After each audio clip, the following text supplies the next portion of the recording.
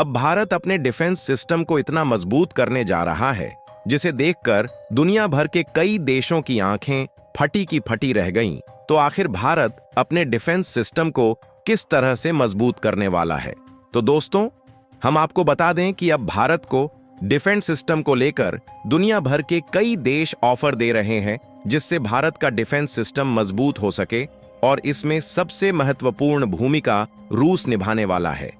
आखिर रूस भारत के डिफेंस सिस्टम में किस तरीके से भूमिका निभाने वाला है और रूस भारत को वह कौन सा डिफेंस हथियार देने वाला है, उन सभी जानकारियों को हम इस वीडियो में समझने वाले हैं। लेकिन वीडियो में आगे बढ़ने से पहले आप इस वीडियो को लाइक करें और चैनल को सब्सक्राइब करके बेल आइकन को ऑल पर जरूर सेलेक्ट करें।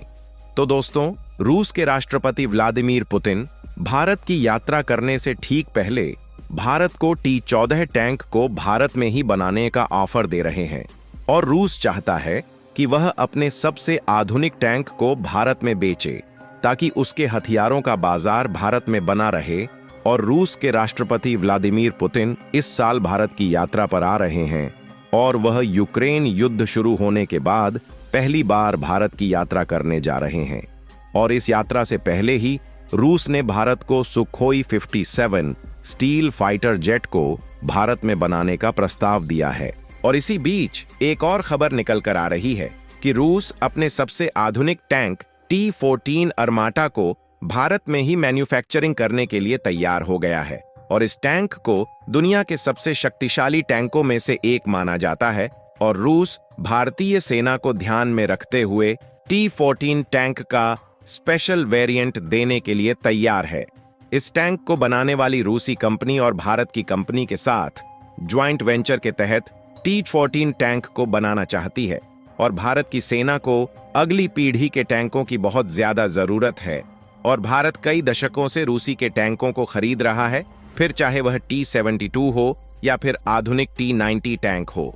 तो चलिए अब हम समझते हैं कि आखिर यह रूसी टैंक कितना ताकतवर है। तो दोस्तों, हम आपको बता दें कि रूस भारत को और अर्माटा टैंक की तकनीकी को साझा करना चाहता है, और भारत में ऐसे ही T-90 टैंक की मैन्युफैक्चरिंग होती है,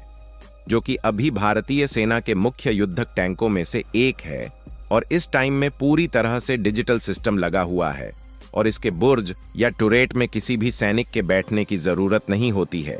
क्योंकि इस टैंक को AI तकनीकी से लैस किया गया है। लेकिन अगर इस टैंक को कोई भी सैनिक चलाता है तो वह चारों ओर से घिरे आर्मर्ड कैप्सूल के अंदर सुरक्षित रहता है। और रूसी सेना के तकनीकी अधिकारी व्लादिमीर द्रोजोव ने साल 2023 में ही कहा था कि रूस इस तकनीक को भारत को देने के लिए तैयार है,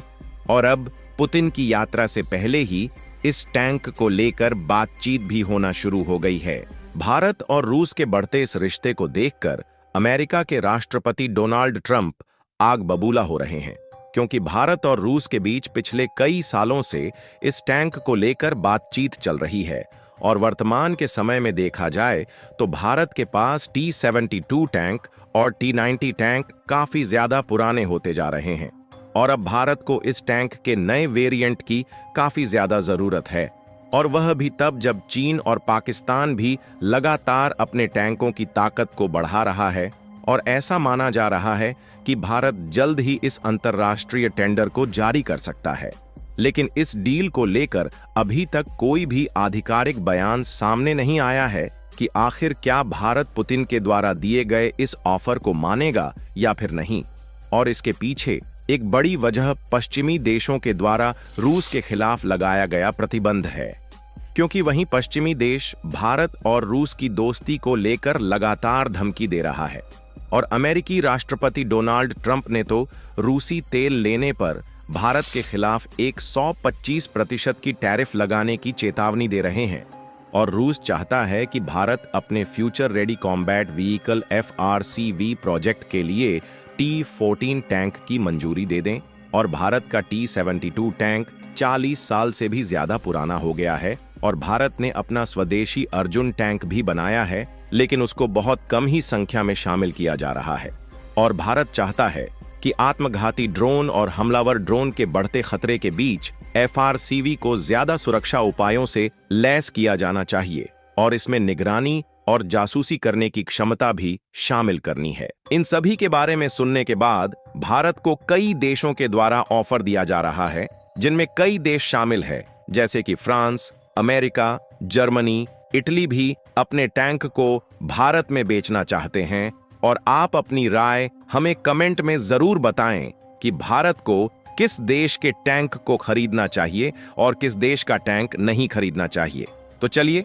अब हम जानते हैं कि आखिर रूसी टैंक T-14 भारत के लिए कितना फायदेमंद होने वाला है। तो दोस्तों, रूस ने अपने T-14 टैंक के डिजाइन में काफी ज्यादा बदलाव किया है और T-14 टैंक के वजन की अगर हम बात करें तो इस टैंक का वजन करीब 55 टन तक है और यह पहला रूसी टैंक है जिसका टरेट बिना किसी सैनिक के होगा और इस टैंक को चलाने के लिए 3 सैनिकों के चालक दल की जरूरत है, क्योंकि इसे इस तरह से बनाया गया है कि टैंक के अंदर मौजूद सैनिक दुश्मन के हमले में बचे रहें। और इस टैंक को रूसी कंपनी यूरलवैगन जावोड ने बनाया है और इसे सबसे पहले साल 2015 में विक्ट्री डे परेड के दौरान दुनिया के सामने प्रदर्शित किया गया था और इसमें 125 मिलीमीटर 2A एक्स्ट्रा 82.1 एम की गन लगी है और इस गन से लेजर गाइडेड मिसाइलों को भी दागा जा सकता है और यह टैंक -50 डिग्री के तापमान में भी काम कर सकता है और इससे यह टैंक लद्दाख से लेकर अरुणाचल प्रदेश के ठंडे इलाकों में आसानी से काम कर सकेगा और साथ ही भारत चीन को करारा जवाब दे सकेगा। और चीन का दावा है कि उसका VT-4 टैंक दुनिया के सबसे अच्छे टैंक में शामिल है। तो दोस्तों, अगर आपको हमारी इस वीडियो में दी गई जानकारियां पसंद आई हैं तो आप हमारी इस वीडियो को लाइक करके अपने मित्रों तक शेयर जरूर करें ताकि उन्हें भी जानकारी मिल सके और ऐसे ही और भी नॉलेजेबल वीडियो देखने के लिए आप हमारे चैनल को सब्सक्राइब जरूर कर लीजिए। जय श्री राम।